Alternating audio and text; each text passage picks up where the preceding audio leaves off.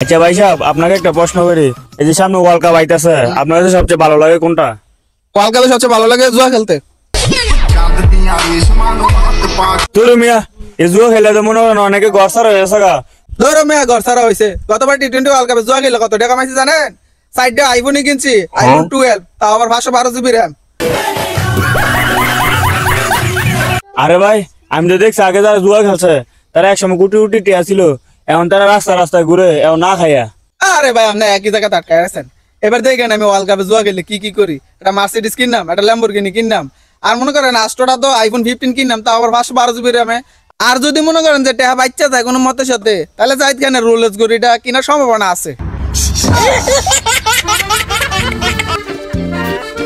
Zayed Khan Rolex ঘড়ি দেখছো কোনো সময় পকেটে?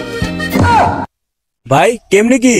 আরে ভাই কেমনে কি, আমরা আইন আপনার লই আমার ল্যাম্বরগিনি আর মার্সিডিজ কিনলাম।